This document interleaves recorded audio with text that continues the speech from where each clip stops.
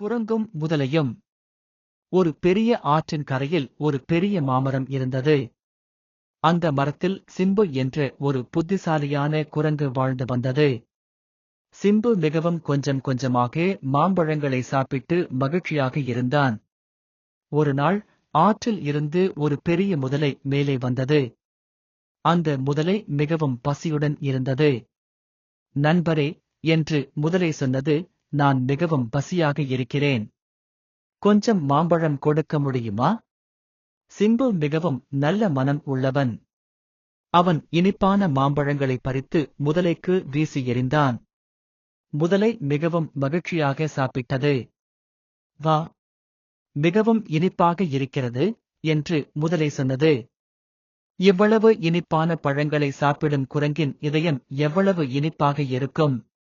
நான் அதை சாப்பிட வேண்டும். அடுத்த நாள் முதலை மீண்டும் வந்தது. சிம்பு, என் மனைவி உன்னை விருந்துக்கு அழைக்கிறாள். என் முதுகில் ஏறி வா, நான் உன்னை அழைத்துச் செல்கிறேன்.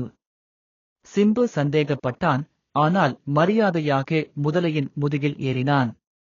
ஆற்றின் நடுவில் வந்ததும் முதலை உண்மையை சொன்னது. உண்மையில், என் மனைவி உன் இதயத்தை சாப்பிட விரும்புகிறாள். அது மிகவும் இனிப்பாக இருக்கும் என்று நம்புகிறாள்.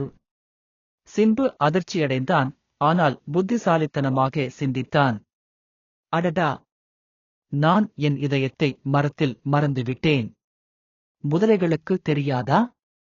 நாங்கள் குரங்குகள் எங்கள் இதயத்தை பாதுகாப்பான இடத்தில் வைத்துவிட்டுதான் எங்கும் செல்வோம்.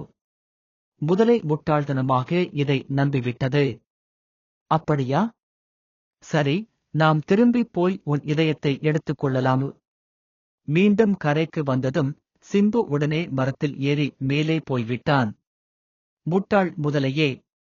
எனக்கு இதயம் இல்லை என்றால் நான் எப்படி உயிருடன் இருப்பேன்? இனிமேல் நான் உன்னை நம்ப மாட்டேன்.